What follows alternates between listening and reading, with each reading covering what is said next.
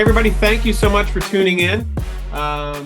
We are here today to talk about Google Analytics 4, better known as GA4. I'm Trevor with TruthTree.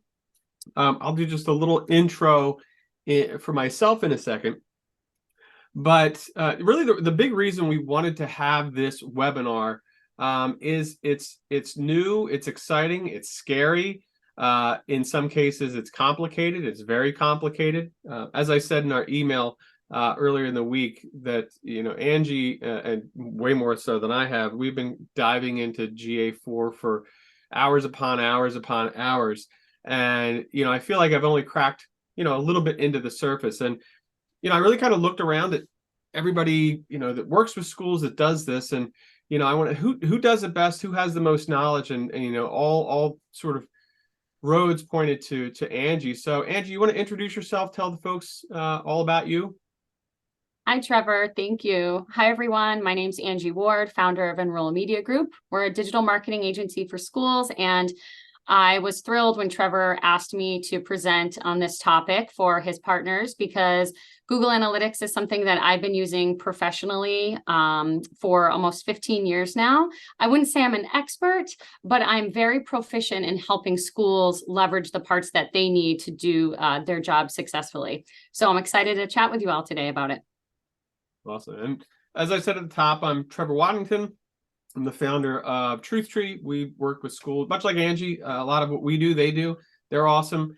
So we do SEO, SEM, SMM. And I think the most important thing with all digital marketing, whether it's paid digital marketing, organic digital marketing, is being able to take all of that information and really kind of make sense of it all. And before GA4, so many of the platforms that Google had and others were really, they're really e-commerce based, click, purchase. And if you didn't, you got a notification that something's in your cart and you should do this, and you'd see ads for those same products. And, it's very much geared towards that. As we've moved closer to GA4, where we are now, it certainly did become more service based a little bit more. And obviously in the space that we're in, it's not a click, it's not a click buy situation. It's a long process to even consider an independent private school. And then really there's a big process on the other side of that as well. And frankly, at the very end of all of that, you might not get what you want. Your child might not get accepted. So, so much goes into that. And the more that we can really kind of glean the information, the better. And that's really when GA4 came along. And as we looked into it, like, it's just amazing the amount of stuff that you can get out of this that can help for schools. So I'm going to turn it over to Angie, because she's talked about this around the country, and really has honed in on how we as school marketers can look at the information, harness the information, and make great decisions based on that information. So Angie, go ahead, take it away. All right, great. Well, I'm excited to be here. Like I said, I've been using Google Analytics for a very long time, specifically helping schools achieve enrollment marketing goals with Google Analytics as a tool. So GA alone is not the end all be all, but it's a very great free tool that schools should be leveraging. So I'm super excited to dive in. I do just want to make sure I can share my screen here. Thumbs up if you can see this, Trevor. Thumbs up here. Awesome. So what we have planned for you today is Trevor had marketed this event to all of you and asked for your questions. And so we're really here to answer them. So Trevor has written down all of the great questions that you guys have asked over the last few weeks here. And so we have supporting slides, but nobody wants to just sit here and watch me click through slides the whole time. So I do have a demo account. Our friends over at Chapel Hill Chauncey Hall boarding school outside of Boston here gave me permission to demo their account for you all, because I think, really watching some of these things live is the best way to learn. So Trevor, you want to kick it off with our first kind of basic question? Let's go 101. What is GA4? Well, glad you asked. It is the latest and Yeah. greatest iteration of Google Analytics. So you guys might remember Universal Analytics. We've come to know and love UA. Well, it's no longer recording. As of July 1st, 2023, it is now the new Google Analytics 4, aka GA4 property that you guys see within your Google Analytics account. And quick history lesson, when I started using Google Analytics way back when, it was classic analytics. And then it eventually moved to Universal Analytics. And that was hard. Change is hard. And now it is GA4, which I've actually come to know and love these last two and a half years that I've been using GA4. I think it's a lot of fun. And as Trevor said, as we get into this presentation, you're going to see that the reporting and the tracking that's available in GA4 is much more meaningful to marketers than Universal Analytics. And namely because, as he said, it's not about click, click, convert anymore. It's a long process. There's a lot of different events and or engagement that one needs to have on your website before they make a decision to convert or identify who they are. And so that's a lot of what GA4 can tell us.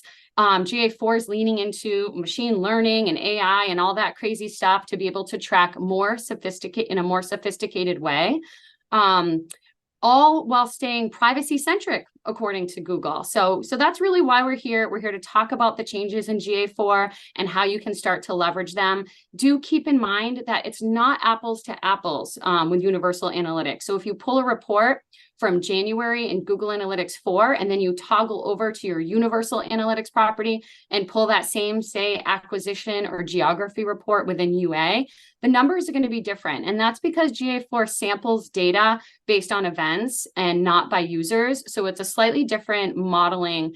So without getting too in the weeds, just know that it's more sophisticated. Apparently, it's more accurate and privacy-centric, but it's just a different way to model events and behaviors on your website. So the numbers might be off slightly. We've seen a few percentages here and there that are different. So don't try to compare UA with GA4 and expect the exact same data. It's a little bit different. Angie, something you said that I really like to hear, the machine learning piece and the insights that it has. And it's still kind of in its infancy with those insights. But, you know, something I always comment on with Google Ads, for example, is they'll have their recommendations. And I always found that like their recommendations were, here's recommendations on how to spend more of your money kind of wildly.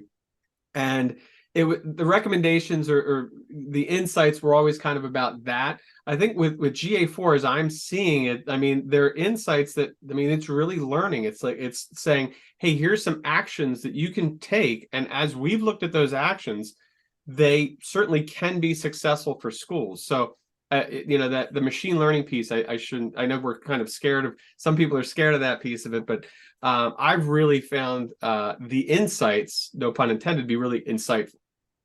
Absolutely. And when we get into some of the cool reporting, we're going to go through that and we'll actually show you why the data that GA4 is reporting back on is more meaningful than what we were getting from UA. Great. So I know one of the questions that's come up a lot is, you know, well, how can Google Analytics 4 make me do my job better? What are some of these great insights that GA4 has? And so really, you know, similar to UA, you can see how many users are coming to your website, what their demographics are, ages, genders, things like that. You can see what pages and content they're viewing on your website. I love this one. You can see what they're searching for on your website. So if you have that internal site search feature on your website, you can actually see what people are searching for, and then go and pull that report, which is so meaningful and one of the most underutilized reports that schools are pulling.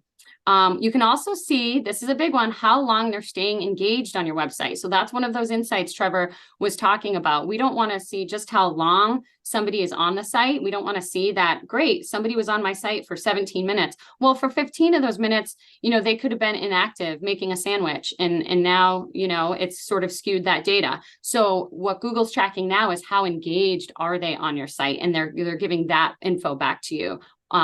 So I really love that new engagement metric, which we're going to talk more about in a few minutes. One of the big things that GA4 can tell you is what people did before they left. UA would also tell us that, but where did they drop off?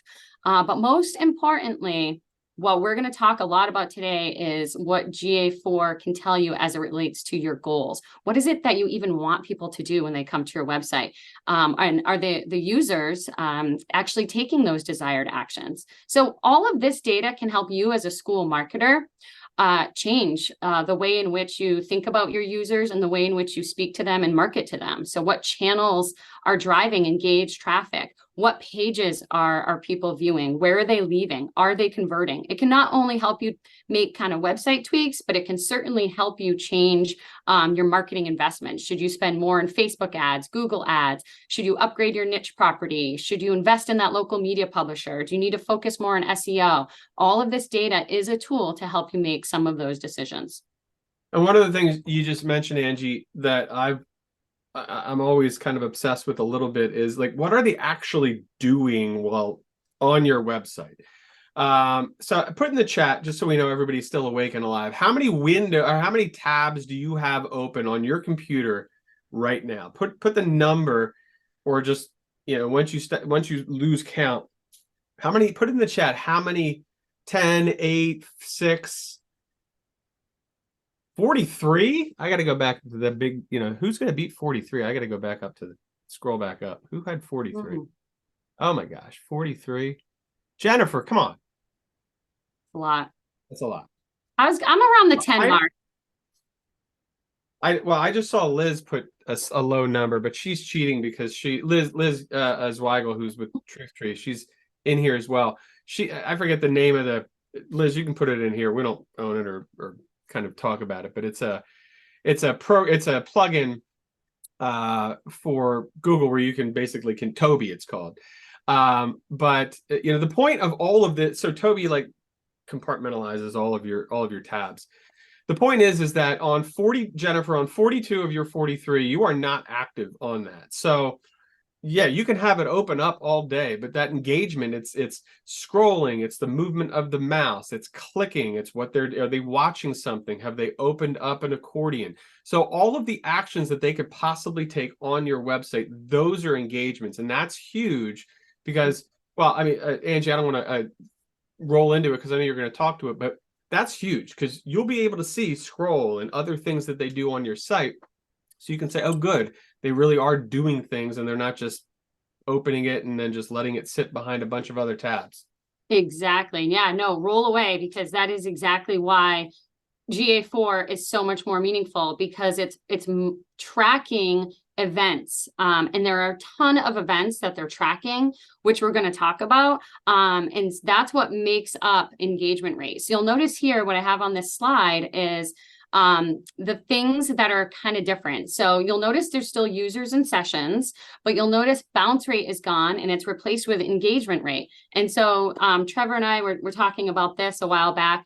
I'm not sad that bounce rate is gone. Some of you, may really miss that metric, but to me, it was kind of a point of frustration because sometimes, schools would take a look at their entire bounce rate of their website instead of drilling down on specific pages. And they would say, my homepage, which is the majority of people's traffic, has a high bounce rate. It's at 80%. That's not good, is it? And I'd actually look at their homepage and I'd say, well, what do you want people to do? Well, click to this athletics calendar, click to inquire, which takes you to the Blackbaud portal, or I'd love for them to click through to Vimeo and watch our video library. And all of these actions were actually outside of the website in which Google Analytics was tracking, which means those users bounced. So a bounce is simply when a user visits one page before leaving the site. So it wasn't necessarily taking into consideration that these users were taking the desired action. They weren't just getting to a website and saying, let me close out of this. They were actually engaging with content that schools had on their website, but it was creating a high bounce rate. So again, what's more meaningful is engagement rate. How engaged our people are. Maybe they only visit one page, but if they're downloading those application requirements and then setting up their portal in Veracross, that's not such a bad thing, is it? We want a high bounce rate. But since that metric's gone, it's an engagement rate that you'll now see. And an engagement rate is based on a number of events, which we'll talk about in one moment. And that combined makes a more kind of Google-defined metric that is more valuable. So we want events. we want engagement. So we have to assume those two things when we go into all of this GA4 reporting that we're going to go into. Events are good, engagement is good. When you build a website, we all know as school marketers, it's a critical place for parents to visit several times for a number of reasons. And we want them to take events and actions on your site, and we want that high engagement rate, because essentially that's exactly what users need to be doing to learn more about your school and to form an opinion about your school and to ultimately engage with you meaningfully, like inquire. So we have to go into it with those sort of assumptions. The session duration, like we just talked about, is gone because, again, to Trevor's point, you could have that up but not actually be on the website interacting with it. So of course, engagement time has replaced that. There's events, which we're going to talk about. The term goals is gone. It's actually replaced with conversions, which I like because it's more apples and apples to Google's other products like Google Optimize and Google Ads.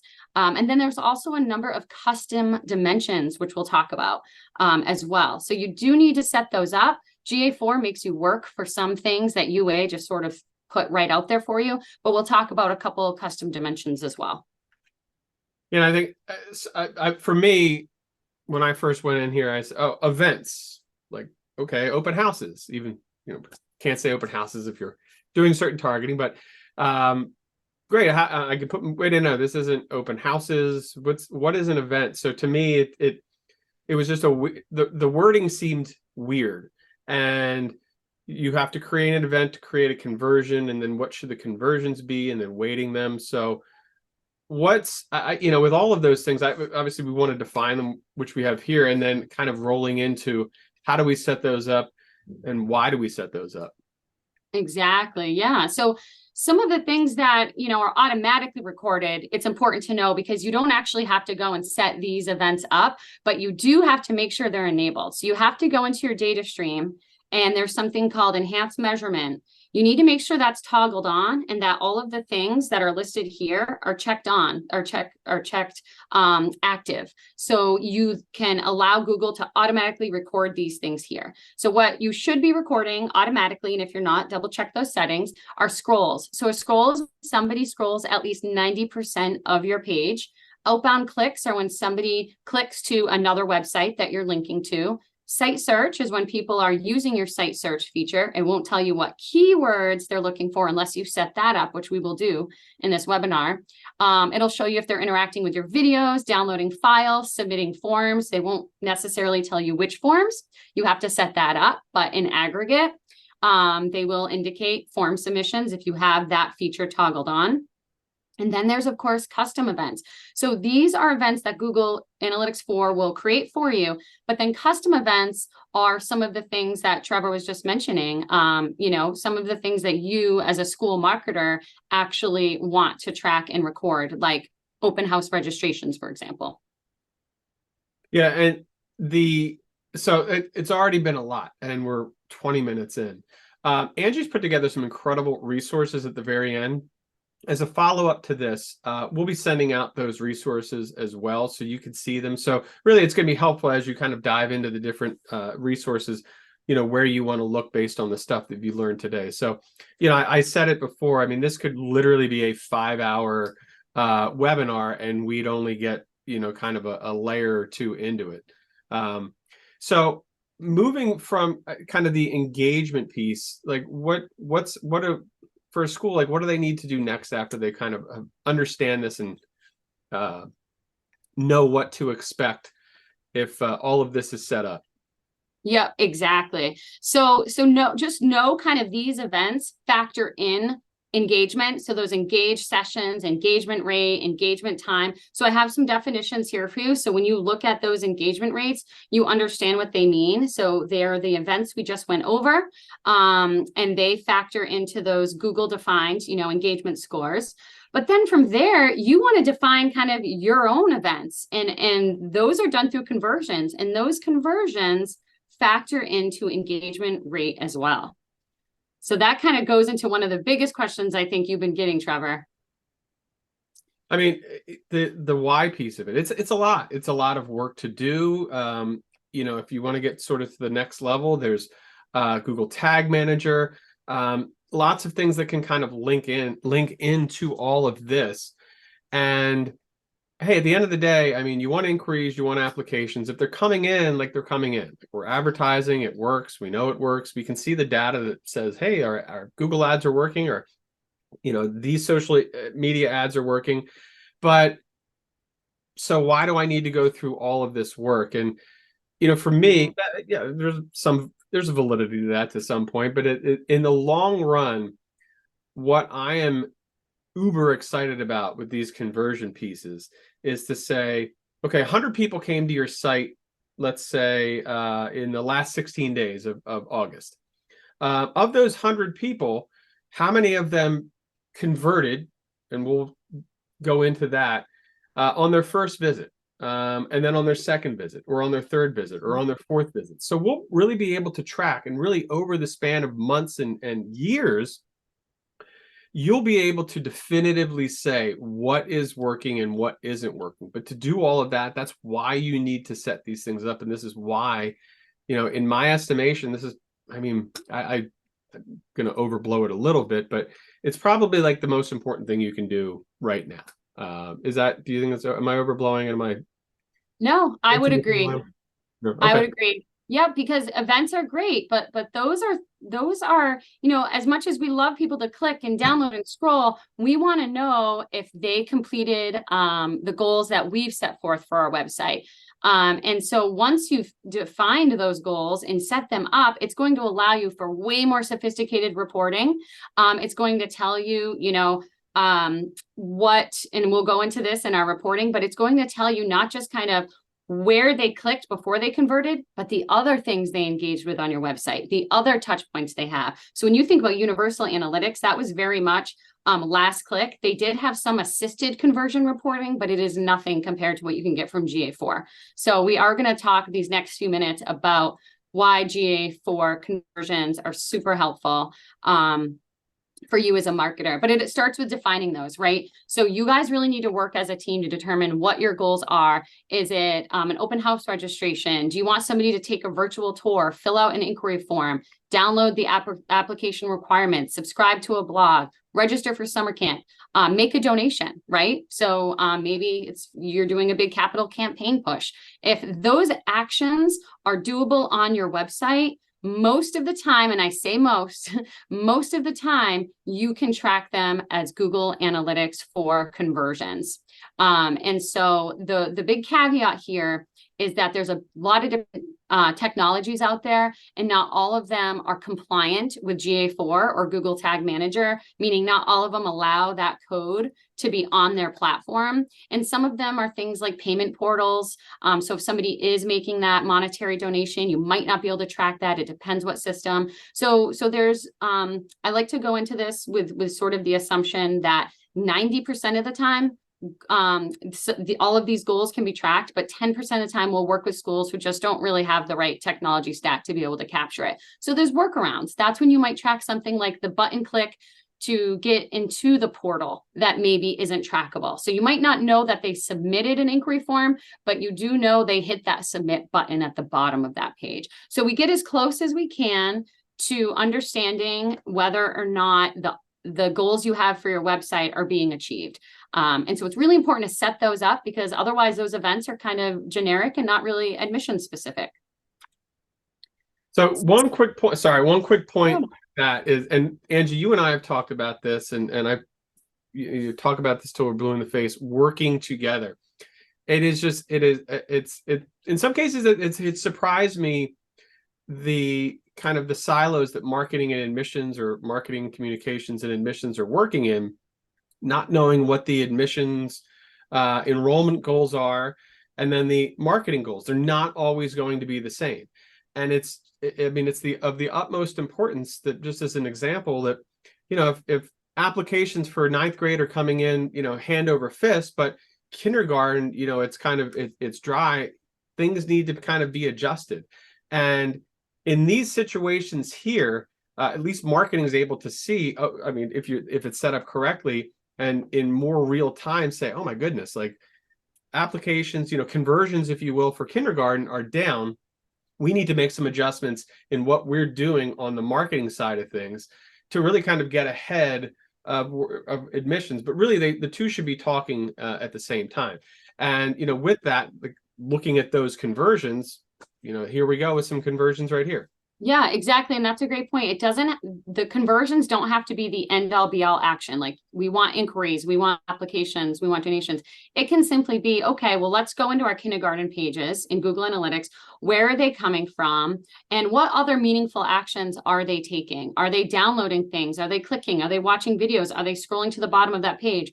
So you could actually just use the data that GA4 has to sort of assess kind of how you can optimize traffic to your website and experiences. And maybe you track something like, a little button on that kindergarten page that says, click to view our upcoming, visit schedule, or, subscribe to our emails to learn more about our hands-on kindergarten, our project-based kindergarten program. So you could kind of set up what I would call a micro conversion, which still tells you, hey, if users do this, then that's pretty good. Like, that's a really good, meaningful sign to us. And I want to try to dig deeper into the users who are taking that step and see where they're coming from geographically, what sources of traffic drove them there. So it doesn't have to be the end all be all inquiry. It can actually be a method of trying to just get some better data so that you can get more of those ultimate inquiries and conversions. So that's a great example.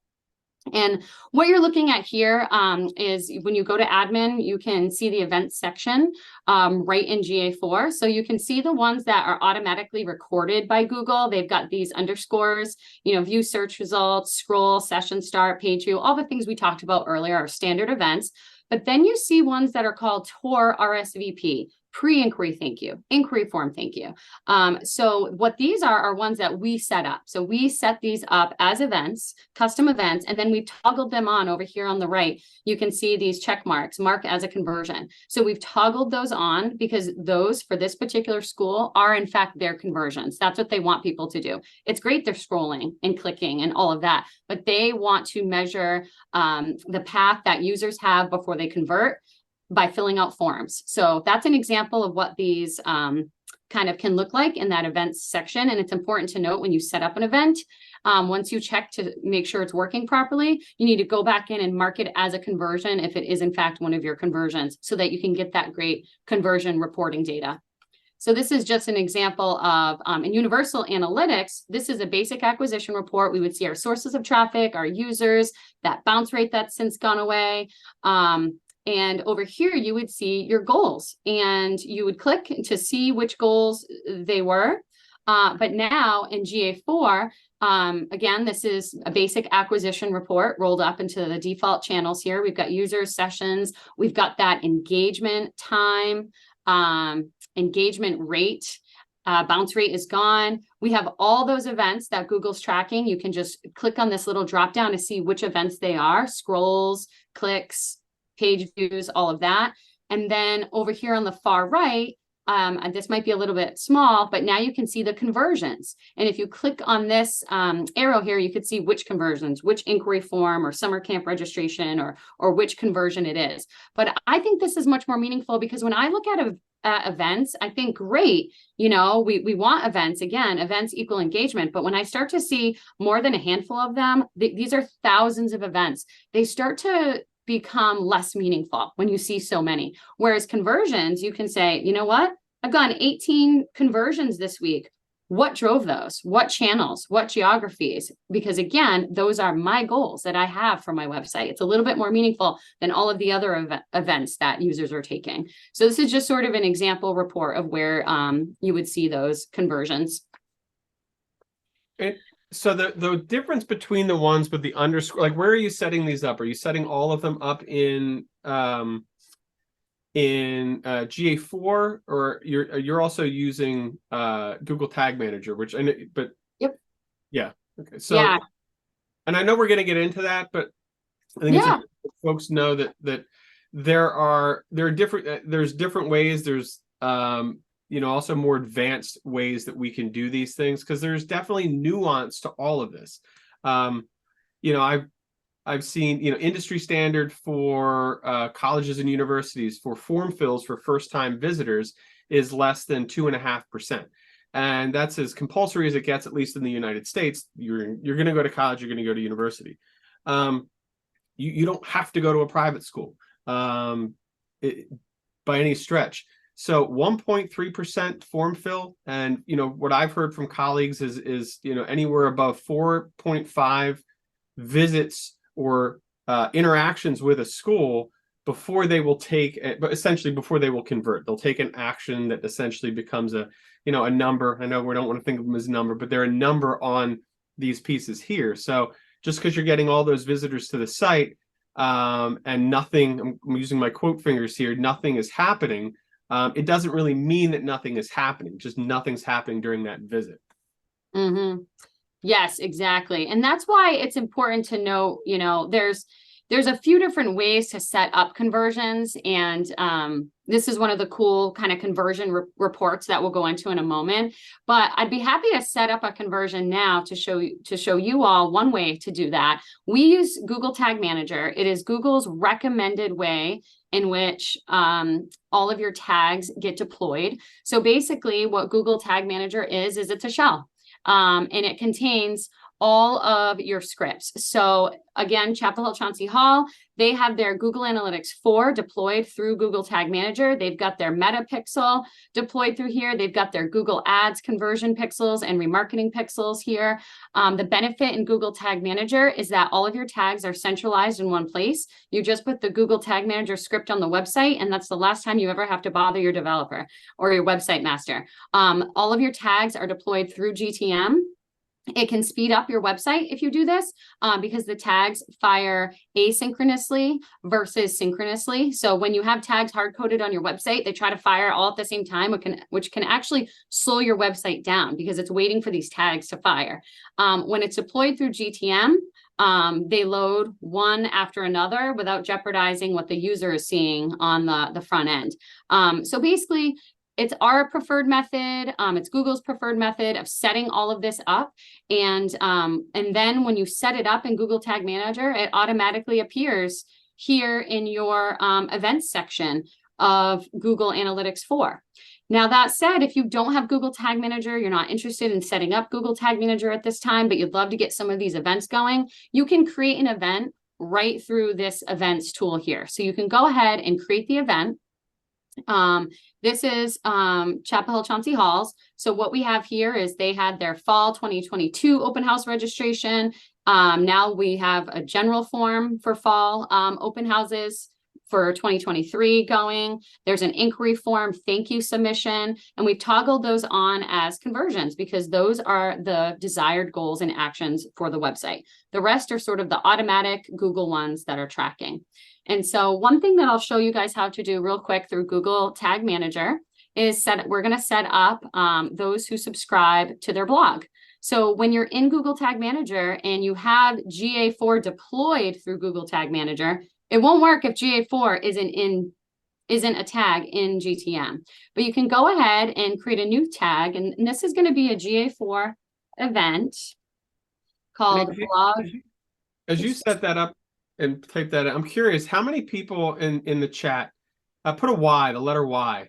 How many of you use Google Tag Manager as a part of your as a part of all of this, all of the online digital marketing that you do? Put a Y in the chat if you do use it. We've either got some sleepy folks or not a lot of people are using it, or maybe they're not sure. Or maybe they're not sure. The reason I asked too is because I've seen it's been frustrating for me in the past. I think I set up this beautiful tag and I launch it and I think it fires and it like sputters and it doesn't kick on. So yeah, I think this is something that it's not the easiest, but it's so important. Oh, absolutely. And I'm just gonna set this up. It'll only take me a minute so you can see. Oh, I need to go to Chapel Hill Chauncey Hall's website first. And I'm just going to show you when we won't click on their ad here, their Google ad. We'll click on the organic listing. If you go to blog, this is what they want to track. It's people who subscribe here. I subscribe. As you can see, it's cached. Thank you, HubSpot. So they want to track how many people are subscribing to their blog on this page. And so what I'm doing here in Google Tag Manager is I'm saying I want to create a Google Analytics 4 event called blog subscription, a fire in the Google Analytics 4 tag. And I don't want it to trigger on any of these. These are our thank you pages and different things. I have to actually create a new trigger for this. So I'm going to hit the plus sign. And this trigger is going to be called blog subscription. And there's a number of ways to track conversions, but what I like to do is, when possible, use the form submission button. We know that it's working for Chapel Hill Chauncey Hall because it's tracking other forms.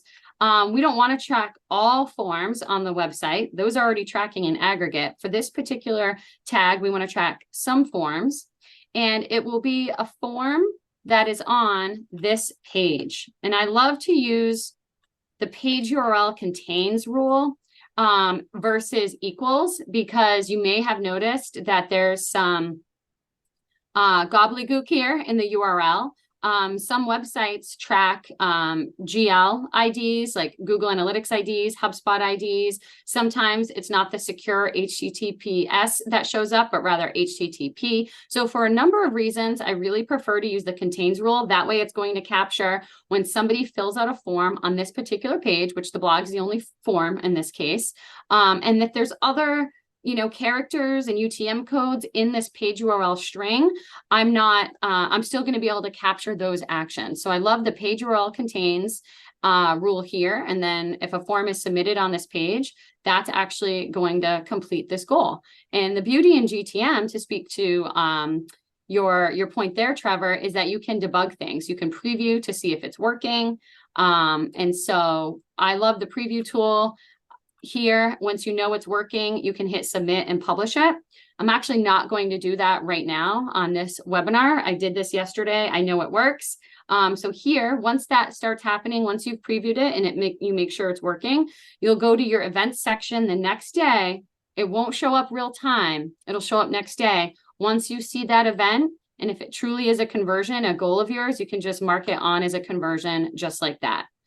So the next day, you'll want to check to make sure that event came in, and obviously publish it in Google Tag Manager. So that's basically, one of the ways that you can track it. And if you also want to track that as a Google Ads goal or a Meta ads goal or LinkedIn goal, then that trigger is already set up in GTM. You just need to create the tags for Facebook, Instagram, LinkedIn, and so forth. But that trigger is tried and true. It's working. You could set it up right through GTM as well, and it'll feed that data to those platforms. And what this really allows you to do is, what we're looking at here is sort of a screenshot of the GA4 Advertising Report, which you can only pull if you have conversions set up. You can see for this particular school, their conversions were inquiry forms.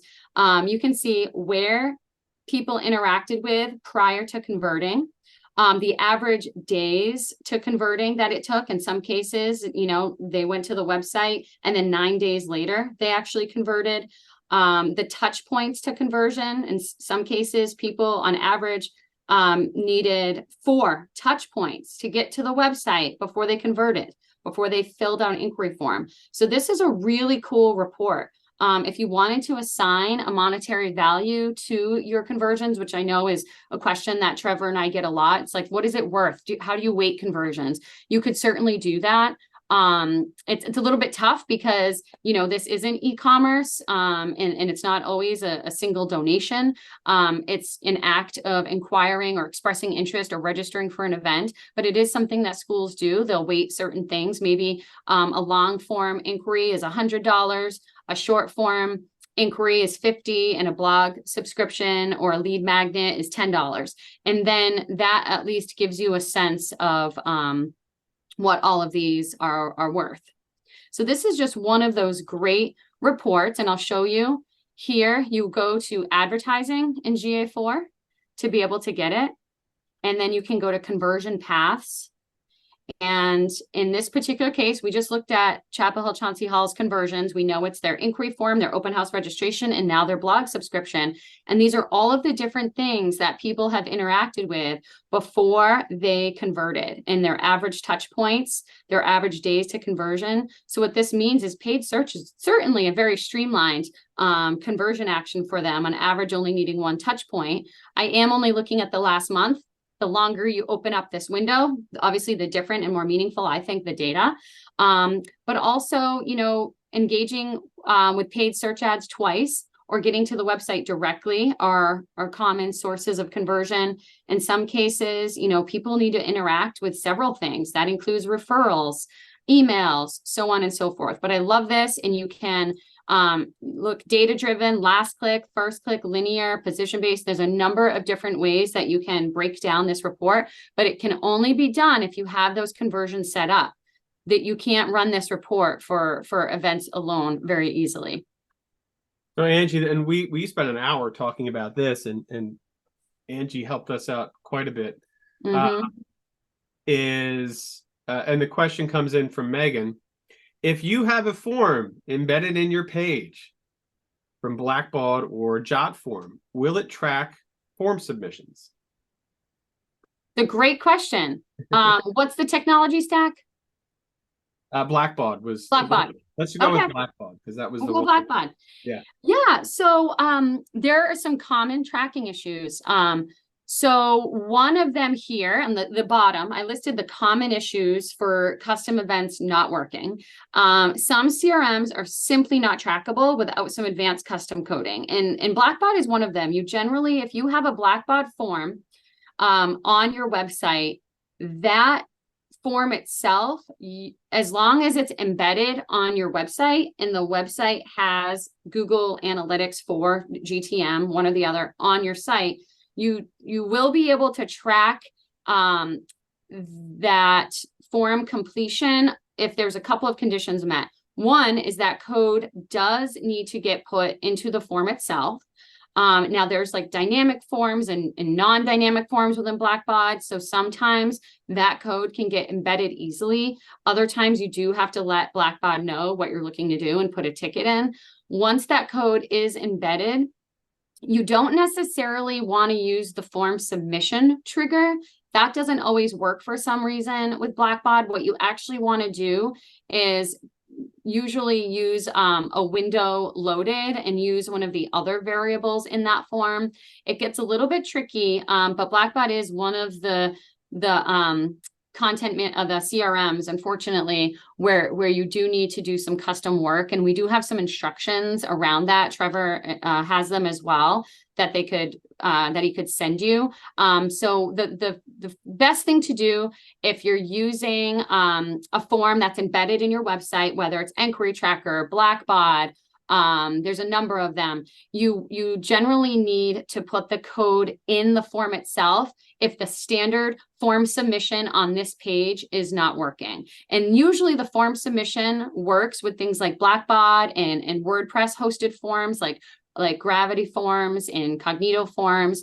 But if that form submission for that page isn't working, I would really recommend one of two things: either embedding the code in the form itself and testing that out, or setting up a thank you page redirect so that when somebody submits that form, maybe it's a school admin form, if somebody submits it, they get to a thank you page, and they can, if that thank you page is only accessible by those who've actually filled out the inquiry form, then that is a very accurate way to actually track conversions. And it would be page URL equals XYZ/ thank you for your information. So use that unique thank you page if possible. I do know Blackbaud does not redirect to a thank you page, which is why we created those custom instructions for Blackbaud tracking. And even then, doesn't always work 100% of the time. Sometimes things are a little bit tricky.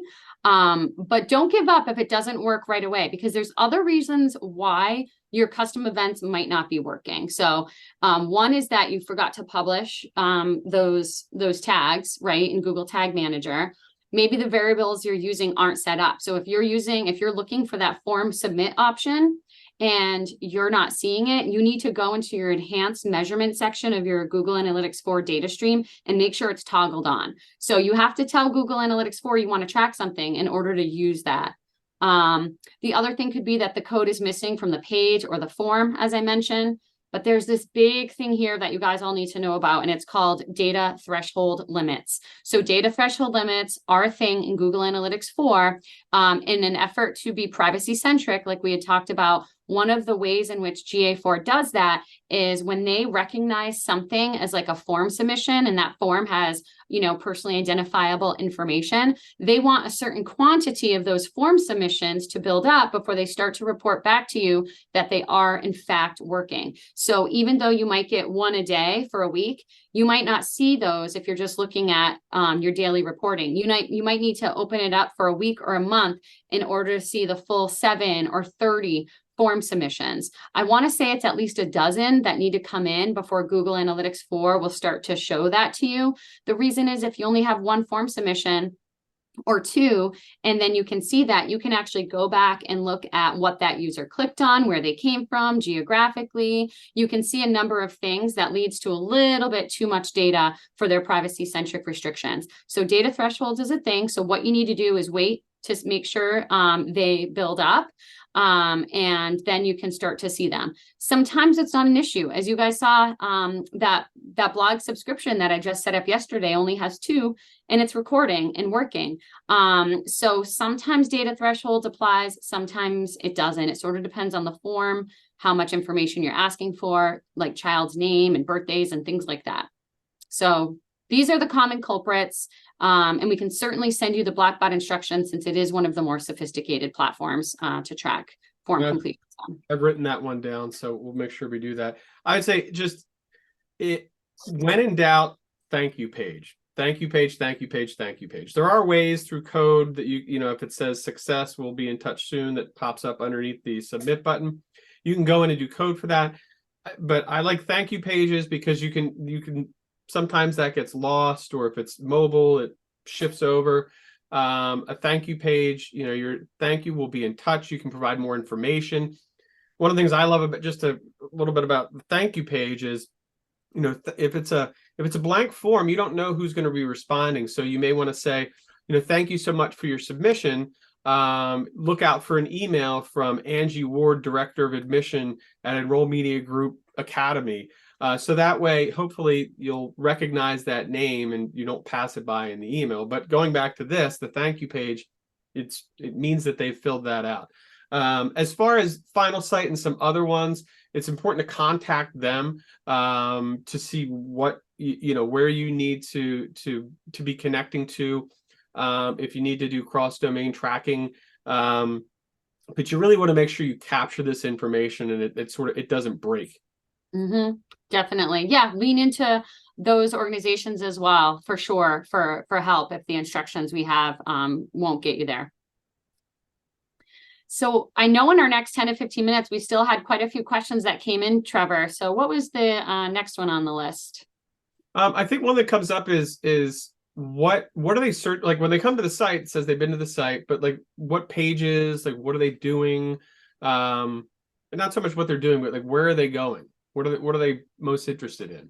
Yeah, definitely. So there's a couple ways to look at that. And I think we'll demo live to go into that. So one of the things that, you know, we love to kind of look at is what are they searching for, and also what pages they're going to. So we'll go ahead and look at both of those for CHCH.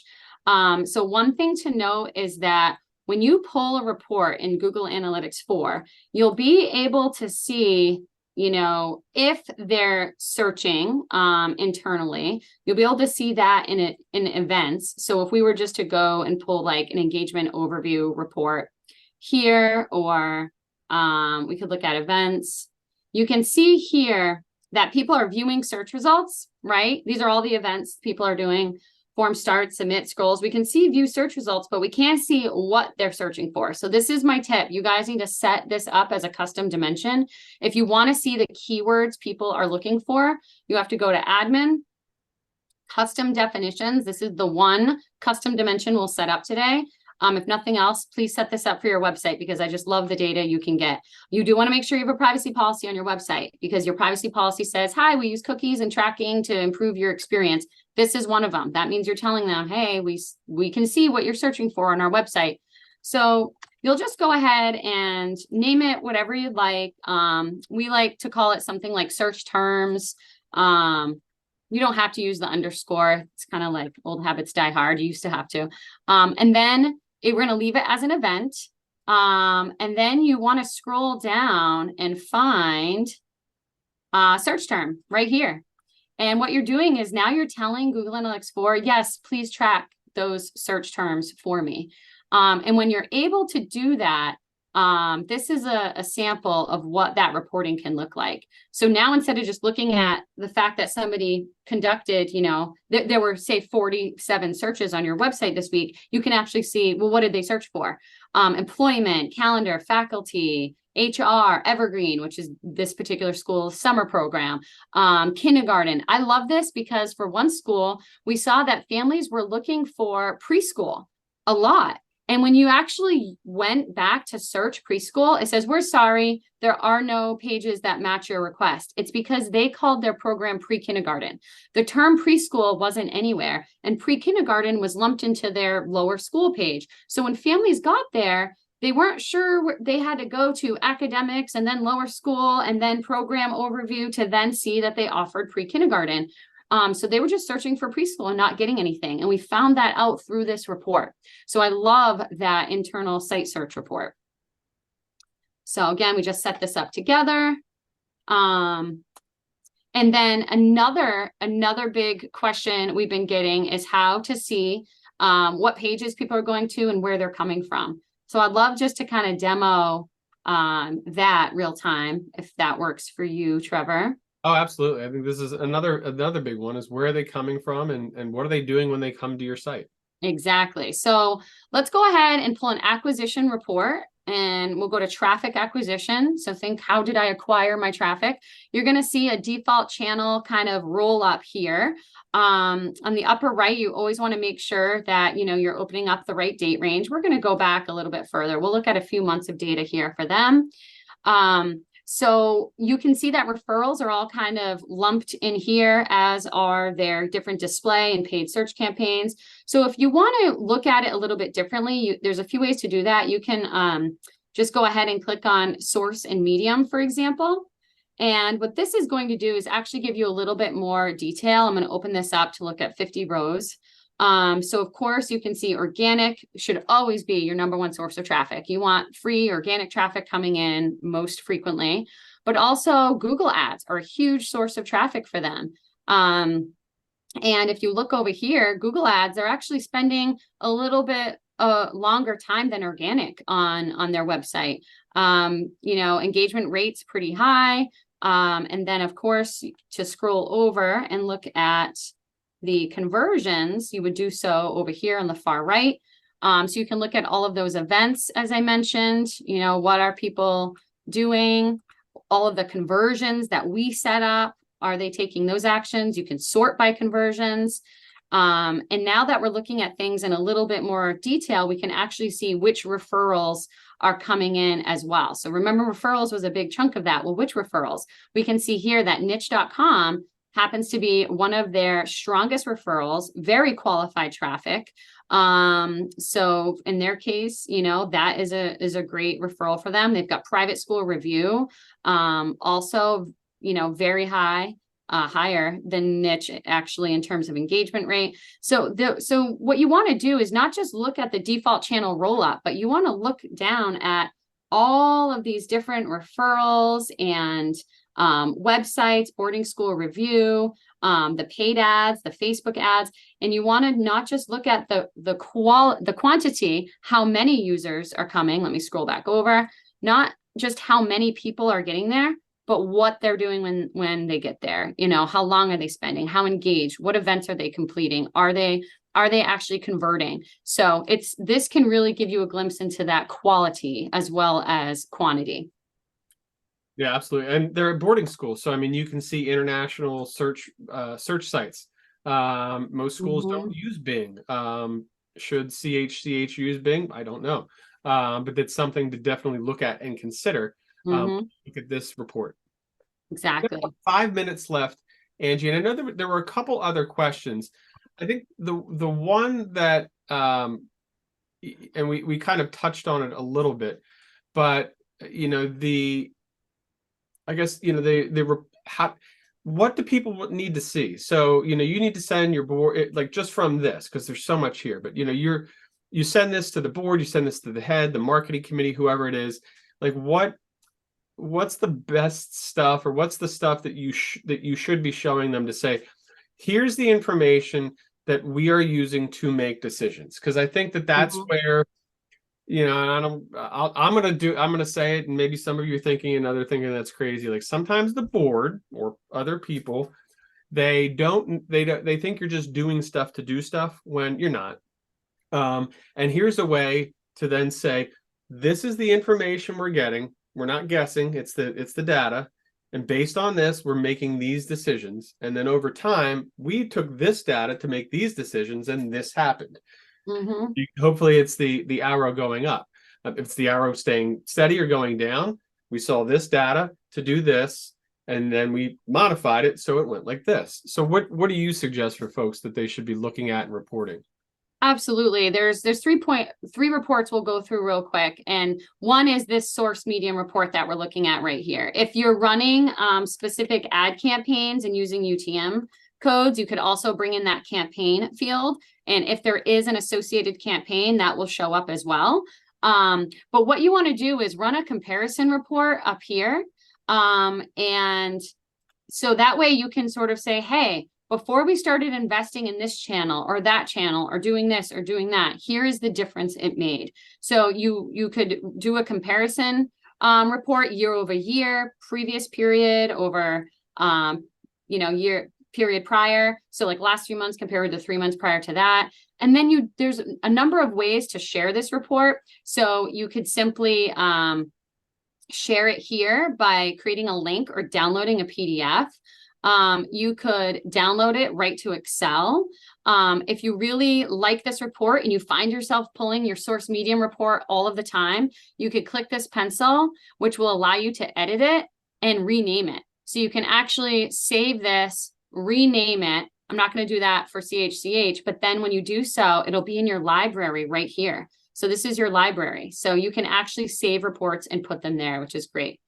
The other report I would say you really need to be pulling and sharing is your pages and screens or your landing pages report, because we'll go to the pages and screens report. These are the pages that people are visiting on your website. So obviously that / is your home page, but in their case, admissions events. Look at how heavily trafficked their admissions events page has been the last few months compared with the few months prior.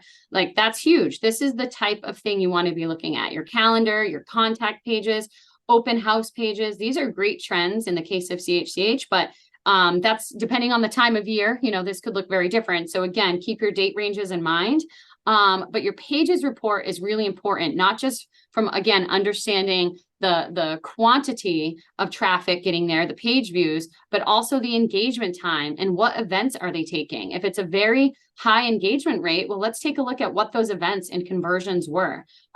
So I would say the pages and screens report is really important. And then as you go down to the user section, user attributes, this is where you can take a look at where people are coming from geographically, as well as their ages and gender. You do have to set up ages and gender, but automatically geographies are recorded. If you don't want to look at country, you can break it down by region, which is basically state. You could even pull in the city. That's as granular as you can get, is city, but this is a great geographical report that I highly recommend everyone looks at regularly to make sure that they're reaching people from the geographies that they need to be. We did have one quick question. Actually, I don't even know the answer to this. It's a good one. Can you manually add sources to the source of, I guess, folks coming onto your website? My guess is no, but No, so you'd have to use UTM codes if you want to source the traffic to your website. In the reports feature, you can create some custom reports under Explore and tag traffic manually, but your best bet is to not do that manually. That's a lot of work. I think you should use UTM codes whenever possible so that you can source exactly where your traffic is coming from. An example of that is if you generate a QR code, create a UTM code for that QR code. So when somebody scans it, it doesn't just come in as direct traffic, it comes in as QR code on yard sign promoting open house. So you want to really lean into UTM codes to source your traffic. I hope that was what the question was pertaining to.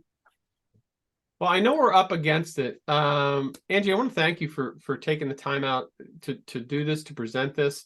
It's so important. I appreciate all that I've learned from you about GA4 and all that it can do. You know, these free resources that Angie's put together, we'll send this out after this.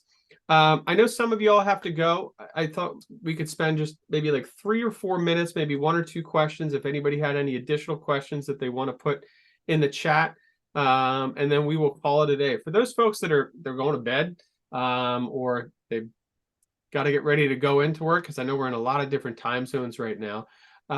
Thank you for being here. But does anybody have any questions that they want to put in the chat that we can answer real quick?